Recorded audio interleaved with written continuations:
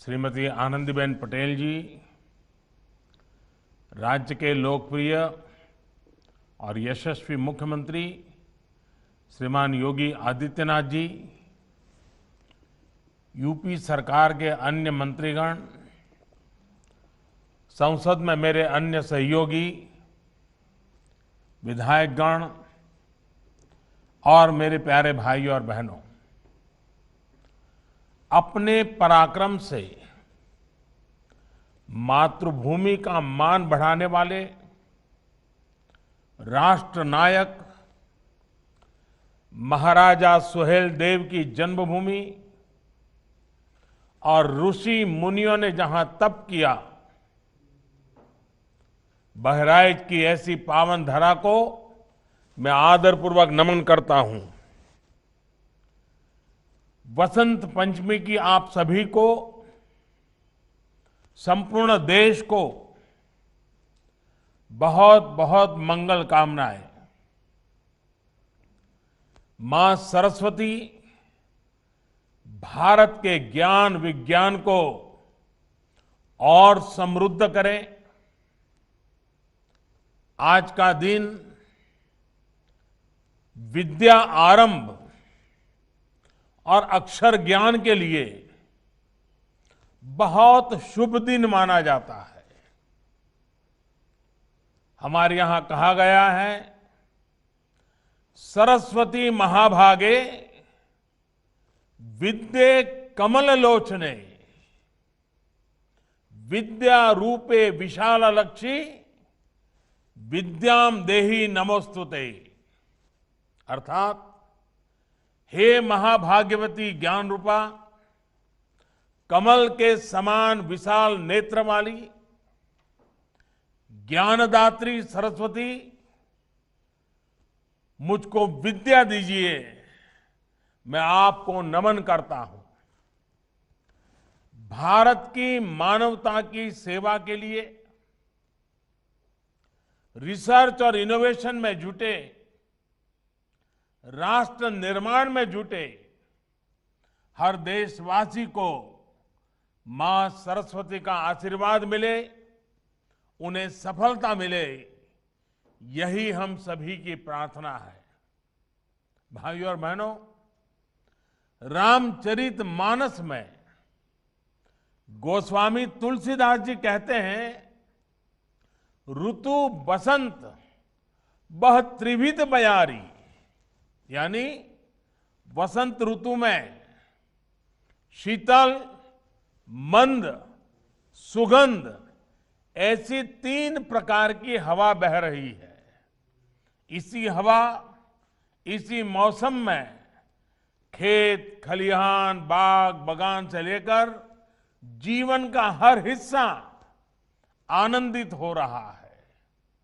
वाकई हम जिस तरफ देखें तो फूलों की बहार है। हर जीव वसंत ऋतु के स्वागत में खड़ा है। ये वसंत महामारी की निराशा को पीछे छोड़कर आगे बढ़ते भारत के लिए नई उम्मीद, नई उमंग लेकर आया है। इस उल्लास में भारतीयता, हमारी संस्कृति, हमारे संस्कारों के लिए ढाल बनकर खड़े होने वाले महानायक महाराजा सुहेलदेव जी का जन्मोत्सव हमारी खुशियों को और बढ़ा रहा है।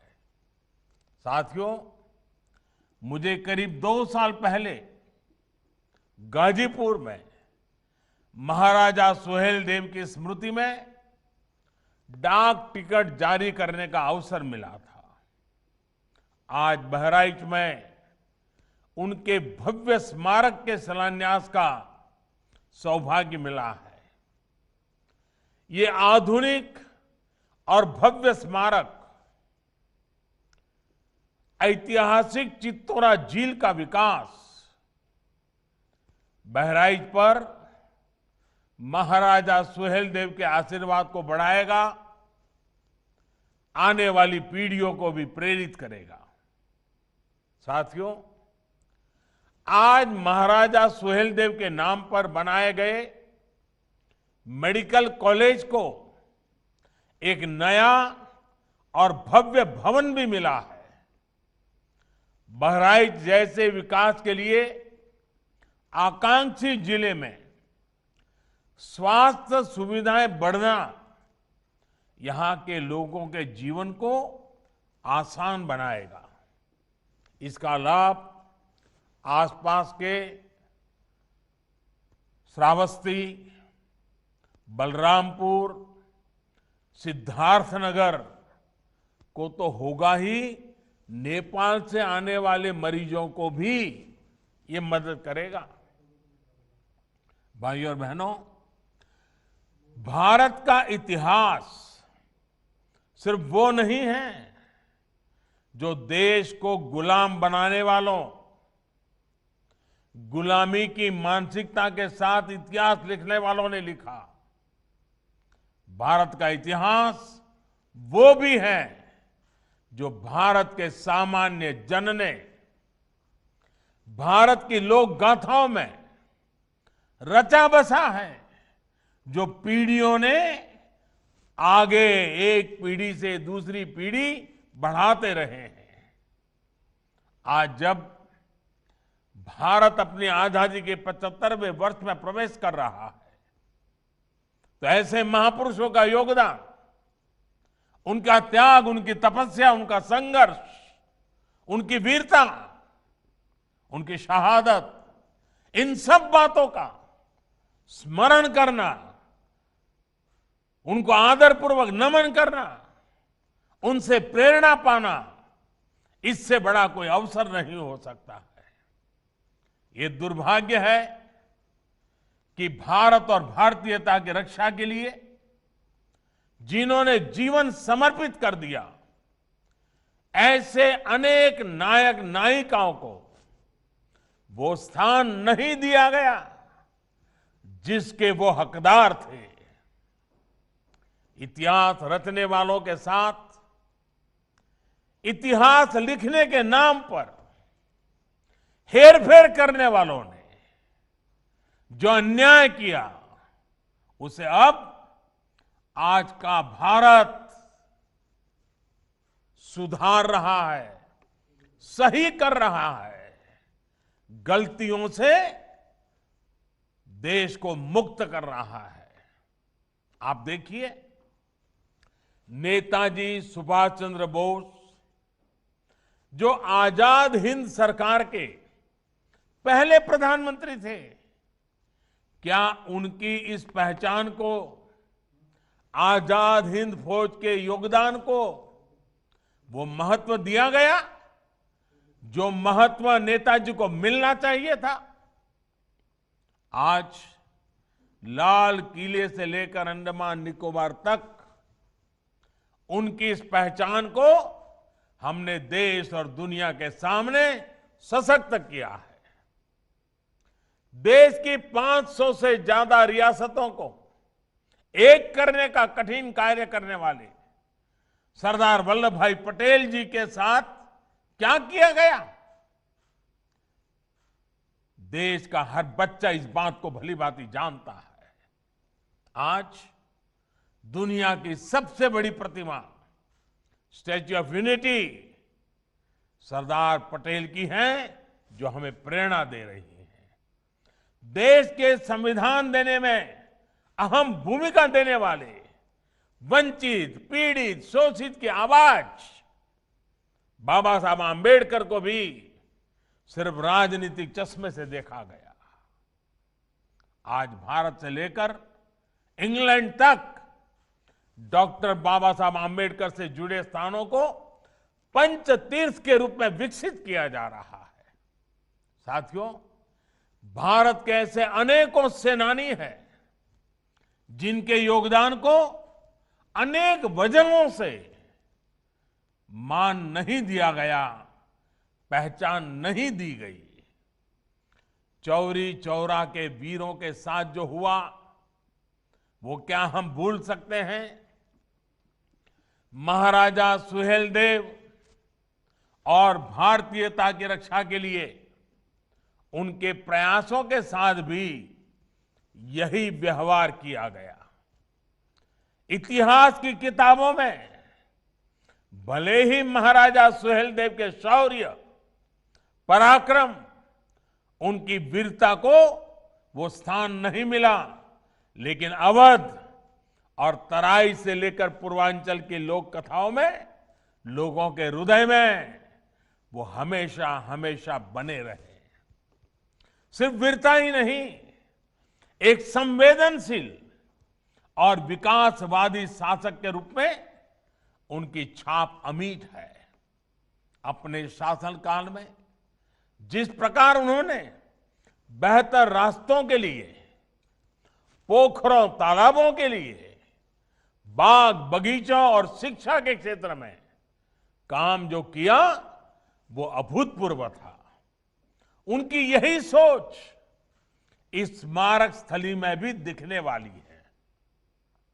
साथियों, पर्यटक महाराजा सुहेलदेव जी के जीवन से प्रेरित हो सके, इसके लिए उनकी 40 फीट की कांस्य प्रतिमा स्थापित होगी। यहां पर बनने वाले संग्रहालय में महाराजा सुहेलदेव से जुड़ी ऐतिहासिक जानकारियां होगी। इसके भीतर की और आसपास की सड़कों का चौड़ीकरण किया जाएगा। बच्चों के लिए पार्क बनेगा, सभागार होगा, पर्यटकों के लिए आवास गृह, पार्किंग, कैफेटेरिया जैसी अनेक सुविधाओं का निर्माण होगा। इसके साथ साथ जो स्थानीय शिल्पकार है, कलाकार है, वो अपना सामान यहां आसानी से बेच पाए, इसके लिए दुकानों का निर्माण किया जाएगा। इसी तरह चित्तौरा झील पर घाट और सीढ़ियों के निर्माण और सुंदरीकरण से इस ऐतिहासिक झील का महत्व और बढ़ जाएगा। ये सारे प्रयास बहराइच की सुंदरता ही नहीं, सिर्फ सुंदरता बढ़ाएंगे ऐसा नहीं, बल्कि यहां आने वाले पर्यटकों की संख्या में भी वृद्धि करेंगे। मरी मैया की कृपा से ये कार्य जल्द पूरे होंगे। भाइयों और बहनों, बीते कुछ सालों में देश भर में इतिहास, आस्था, अध्यात्म, संस्कृति से जुड़े जितने भी स्मारकों का निर्माण किया जा रहा है, उनका बहुत बड़ा लक्ष्य पर्यटन को बढ़ावा देने का भी है। उत्तर प्रदेश तो पर्यटन और तीर्थाटन दोनों के मामले में समृद्ध भी है और इसकी क्षमताएं भी अपार है। चाहे वह भगवान राम का जन्म स्थान हो या कृष्ण का वृंदावन हो, भगवान बुद्ध का सारनाथ हो या फिर काशी विश्वनाथ, संत कबीर का मगहर धाम या वाराणसी में संत रविदास की जन्मस्थली का आधुनिकीकरण, पूरे प्रदेश में बड़े पैमाने पर काम चल रहा है। इनके विकास के लिए भगवान राम, श्री कृष्ण और बुद्ध के जीवन से संबंधित स्थलों जैसे अयोध्या, चित्रकूट, मथुरा, वृंदावन, गोवर्धन, कुशीनगर, श्रावस्ती आदि तीर्थ स्थलों पर रामायण सर्किट, आध्यात्मिक सर्किट, बौद्ध सर्किट, ऐसे अनगिनत सर्किट, इसका विकास किया जा रहा है। भाइयों और बहनों, बीते कुछ वर्षों में जो प्रयास हुए हैं, उनका प्रभाव भी नजर आने लगा है। जिस राज्य में अन्य राज्यों से सबसे अधिक पर्यटक आते हैं, वो प्रदेश का नाम है उत्तर प्रदेश। स्वामी बोधानंद गोसेवा आश्रमम सैथापुर। వాస్తు శాస్త్రం మన పూర్వీకులు మనకిచ్చిన వరం. దుర్గాదేవి కాలభైరవ ఉపాసనతో వాక్సిద్ధి పొందిన శ్రీ శ్రీ బోధానందగిరి స్వామివారు మీకు ఎలాంటి సమస్యలున్నా, వాటిలో ముఖ్యంగా ధన నష్టం, ఆరోగ్య నష్టం, భార్యాభర్తల మధ్య గొడవలు, ప్రేమించుకున్న వారు దూరం అవడం, ఎన్ని సంబంధాలు వచ్చినా పెళ్లి ముడి పడకపోవడం, రోడ్డు ప్రమాదాలు, అప్పుల బాధలు, వ్యవసాయంలో నష్టాలు, పెద్దల మాట పిల్లలు వినకపోవడం, ఆరోగ్య శాంతి, గృహశాంతి, మనశ్శాంతి లేకపోవడం, ఇలాంటి సమస్యలు ఉన్నట్లయితే ఒక్కసారి స్వామీజీని కలవండి. మీ సమస్యలకు తగిన పరిష్కారాన్ని పొందండి. అంతేకాక అన్ని రకాల వ్యాధులకు గోపంచగవ్య మరియు మూలికా వైద్యం చేయబడును. నమ్మకంతో రండి, ఆయురారోగ్యాలతో వర్ధిల్లండి. మా అడ్రస్ స్వామి బోధానంద గోసేవ ఆశ్రమం, సైదాపూర్, వీరభద్ర స్వామి గుడి దగ్గర, యాదగిరిగుట్ట. సంప్రదించవలసిన నెంబర్ 9849213754 మరియు 9618034138. विदेशी पर्यटकों को आकर्षित करने में भी यूपी देश के टॉप 3 राज्यों में आ चुका है। उत्तर प्रदेश में पर्यटकों के लिए जरूरी सुविधाओं के साथ साथ आधुनिक कनेक्टिविटी के साधन भी बढ़ाए जा रहे हैं। भविष्य में अयोध्या का एयरपोर्ट और कुशीनगर का इंटरनेशनल एयरपोर्ट देश विदेशी टूरिस्टों के लिए बहुत उपयोगी साबित होगा। उत्तर प्रदेश में छोटे बड़े दर्जन भर एयरपोर्ट्स पर काम चल रहा है, जिसमें से कई पूर्वांचल में ही है। उड़ान योजना के तहत यूपी के अनेक शहरों उनका काम कीमत वाली हवाई सेवा से जोड़ने का अभियान चल रहा है, कम कीमत से। इसके अलावा Purvanchal expressway, Bundelkhand expressway, Ganga expressway, Gorakhpur link expressway, Ballia link expressway, ऐसी आधुनिक और चौड़ी सड़कें पूरे यूपी में बनाई जा रही हैं। और ये तो एक तरह से आधुनिक यूपी के आधुनिक इंफ्रास्ट्रक्चर की शुरुआत है। एयर और रोड कनेक्टिविटी के अलावा यूपी को रेल कनेक्टिविटी भी आज आधुनिक हो रही है। यूपी 2 बड़े डेडिकेटेड फ्रेट कॉरिडोर का जंक्शन है। हाल ही में ही ईस्टर्न डेडिकेटेड फ्रेट कॉरिडोर के एक बड़े हिस्से का लोकार्पण यूपी में ही किया गया है। यूपी में जिस प्रकार आज आधुनिक इंफ्रास्ट्रक्चर पर काम चल रहा है, उससे उत्तर प्रदेश में उद्योग लगाने के लिए देश और दुनिया के निवेशक प्रोत्साहित है। इससे यहां नए उद्योगों के लिए तो बेहतर अवसर बन ही रहे हैं, यहां के युवाओं को रोजगार के नए अवसर भी उपलब्ध हो रहे हैं। साथियों, कोरोना काल में जिस प्रकार से उत्तर प्रदेश में काम हुआ है, वो बहुत ही महत्वपूर्ण है। कल्पना करिए, अगर यूपी में हालत बिगड़ते तो राष्ट्रीय अंतर्राष्ट्रीय स्तर पर किस तरह की बातें की जाती। लेकिन योगी जी की सरकार ने, योगी जी की पूरी टीम ने बेहतरीन तरीके से स्थिति को संभाल करके दिखा दिया।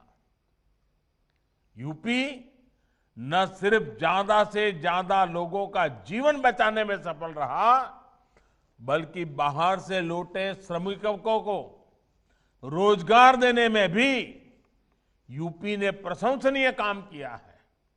भाइयों और बहनों, कोरोना के खिलाफ यूपी की लड़ाई में पिछले 3-4 वर्षों में किए गए कार्यों का बहुत योगदान रहा है। पूर्वांचल को दशकों तक परेशान करने वाली दिमागी बुखार का प्रभाव यूपी ने बहुत कम करके दिखाया है। यूपी में 2014 तक 14 मेडिकल कॉलेज थे, जो आज बढ़कर 24 हो चुके हैं। साथ ही गोरखपुर और बरेली में एम्स का भी काम चल रहा है। इनके अलावा 22 नए मेडिकल कॉलेज और बनाए जा रहे हैं। वाराणसी में आधुनिक कैंसर अस्पतालों की सुविधा भी अब पूर्वांचल को मिल रही है। यूपी जल जीवन मिशन यानी हर घर जल पहुंचाने के लिए भी प्रशंसनीय कार्य कर रहा है। जब शुद्ध पीने का पानी घर घर पहुंचेगा तो इससे अनेक बीमारियां वैसे ही कम हो जाएंगी। भाइयों और बहनों, उत्तर प्रदेश में बेहतर होती बिजली, पानी, सड़क और स्वास्थ्य की सुविधाओं का सीधा लाभ गांव, गरीब और किसान को हो रहा है। विशेष तौर पर छोटे किसान जिसके पास बहुत कम जमीन होती है, वो इन योजनाओं के बहुत बड़े लाभार्थी हैं। उत्तर प्रदेश के ऐसे लगभग 2.5 करोड़ किसान परिवारों के बैंक खाते में पीएम किसान सम्मान निधि के माध्यम से सीधे पैसे जमा किए जा चुके हैं। ये वो किसान परिवार हैं जो कभी बिजली का बिल या खाद की बोरी खरीदने के लिए भी दूसरों से कर्ज लेने के लिए मजबूर थे। लेकिन ऐसे छोटे किसानों को हमारी सरकार ने 27,000 करोड़ रुपए से अधिक सीधे ट्रांसफर कर दिए हैं, उनके खाते में जमा कर दिए हैं। यहां किसानों को बिजली न होने की वजह से जो दिक्कतें आती थे, रात रात भर बोरिंग के पानी के लिए जागना पड़ता था, इंतजार करना पड़ता था कि मेरा नंबर कब आएगा। ऐसी तमाम दिक्कतें भी बिजली आपूर्ति सुधरने से अब दूर हो रही है। साथियों, देश की जनसंख्या बढ़ने के साथ खेती की जमीन छोटी से छोटी होती जा रही है। इसलिए देश में किसान उत्पादक संघों का निर्माण बहुत आवश्यक है। आज सरकार छोटे किसानों के हजारों किसान उत्पादक संघ यानी एफपीओ बना रही है। 1-2 बीघा के 500 किसान परिवार जब संगठित होकर बाजार में उतरेंगे तो वो 500,000 बीघा के किसान से भी ज्यादा ताकतवर होंगे। इसी प्रकार किसान रेल के माध्यम से सब्जियां, फल, दूध, मछली और ऐसे अनेक व्यवसायों से जुड़े छोटे किसानों को अब बड़े बाजारों से जोड़ रहा है। जो नए कृषि सुधार किए गए हैं, इनका लाभ भी छोटे और सीमांत किसानों को सबसे अधिक होगा। उत्तर प्रदेश में इन नए कानूनों के बनने के बाद जगह जगह से किसानों के बेहतर अनुभव सामने आने में भी लगे हैं। इन कृषि कानूनों को लेकर भांति भांति का प्रचार करने की कोशिश की गई। ये पूरे देश ने देखा है कि जिन्होंने देश के कृषि बाजार में विदेशी कंपनियों को बुलाने के लिए कानून बनाया, वो आज देसी कंपनियों के नाम पर किसानों को डरा रहे हैं। साथियों, राजनीति के लिए झूठ और अपप्रचार की ये पोल अब स्वयं किसान खोल रहे हैं। नए कानूनों के लागू होने के बावजूद यूपी में इस बार पिछले साल की तुलना में 2 गुने किसानों का धान खरीदा गया। इस बार करीब 65 लाख मैट्रिक टन की खरीद यूपी में हो चुकी है, जो बीते साल की तुलना में लगभग 2 गुनी है। यही नहीं, योगी जी की सरकार गन्ना किसानों तक भी बीते सालों में 1 लाख करोड़ रुपए से अधिक पहुंचा चुकी है। कोरोना काल में भी गन्ना किसानों को दिक्कत ना आए, इसके लिए हर संभव मदद दी गई है। चीनी मिलें किसानों को भुगतान कर पाए, इसके लिए केंद्र ने भी हजारों करोड़ रुपए राज्य सरकारों को दिए हैं। गन्ना किसानों का भुगतान समय पर होता रहे, इसके लिए योगी जी की सरकार के प्रयास जारी है। भाइयों और बहनों, सरकार की यह हर संभव कोशिश है कि गांव और किसान का जीवन बेहतर हो।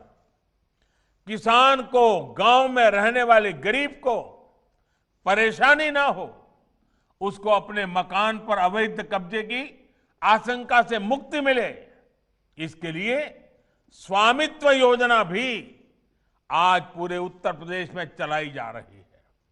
इस योजना के तहत आज तक यूपी के करीब 50 जिलों में ड्रोन के माध्यम से सर्वे चल रहा है। लगभग 12,000 गांवों में ड्रोन सर्वे का काम पूरा हो चुका है और अभी तक 2 लाख से ज्यादा परिवारों को प्रॉपर्टी कार्ड यानी घरौनी मिल चुका है। यानी ये परिवार अब हर प्रकार की आशंका से मुक्त हो चुके हैं। साथियों, आज गांव का गरीब किसान देख रहा है कि उसके छोटे से घर को बचाने के लिए, उसकी जमीन को बचाने के लिए पहली बार कोई सरकार इतनी बड़ी योजना चला रही है। इतना बड़ा रक्षा कवच हर गरीब को, हर किसान को, हर ग्रामवासी को दे रहा है। इसलिए जब कोई कृषि सुधारों के माध्यम से किसानों की जमीन छीन जाने का झूठ फैलाता है, तो उस पर कोई कैसे विश्वास कर सकता है। हमारा लक्ष्य देश के हर नागरिक को समर्थ बनाने का है। हमारा संकल्प देश को आत्मनिर्भर बनाने का है। इस संकल्प की सिद्धि के लिए समर्पित भाव से हम जुटे रहेंगे। मैं रामचरितमानस की एक चौपाई से ही अपनी बात समाप्त करूंगा। रामचरितमानस में कहा गया है, प्रबीसी नगर कीजे सब काजा, प्रबीसी नगर कीजे सब काजा, हृदय राखी कौशलपुर राजा। भावार्थ ये कि हृदय में भगवान राम का नाम धारण करके हम जो भी कार्य करेंगे उसमें निश्चित सफलता मिलेगी ही। एक बार फिर महाराजा सुहेल देव जी को नमन करते हुए आपको इन नई सुविधाओं के लिए बहुत बहुत बधाई देते हुए योगी जी और उनकी पूरी टीम का अभिनंदन करते हुए बहुत बहुत धन्यवाद। बहुत बहुत धन्यवाद और आभार माननीय प्रधानमंत्री जी। आपका हम हृदय से आभार व्यक्त करते हैं कि आपने अपनी गरिमामयी उपस्थिति से इस कार्यक्रम में అనురాగానికి అమ్మ ఆదర్శం, ఆరోగ్యానికి Shri Sai homeo stores and clinic. అనుభవం, అర్హత, అంకిత భావం కల డాక్టర్లచే చికిత్స. అన్ని రకాల ఆరోగ్య సమస్యలకు నమ్మకమైన ఎంపిక Shri Sai homeo stores and clinic. Diabetes, కీళ్ల నొప్పులు, సయాటికా, వెన్నుముక సమస్యలు, థైరాయిడ్, నిద్రలేమి, మానసిక సమస్యలు, ఋతు సమస్యలు, అన్ని రకాల దీర్ఘకాలిక వ్యాధులకు ప్రత్యేక హోమియో వైద్యం. అందరికీ అందుబాటులో అంతర్జాతీయ హోమియో వైద్యం Sri Sai homeo stores and clinic. మీ ఆరోగ్య సమస్య ఏదైనా ఇప్పుడు పరిష్కారం సాధ్యం. సైడ్ ఎఫెక్ట్ లేని వైద్యంతో సంపూర్ణ ఆరోగ్యం కొరకు సంప్రదించండి Sri Sai homeo clinic and stores, Bhavani Nagar, Ambedkar Nagar road, old Alwal, Secunderabad. సంప్రదించాల్సిన ఫోన్ నంబర్స్ 9000751751 మరియు 9000422525.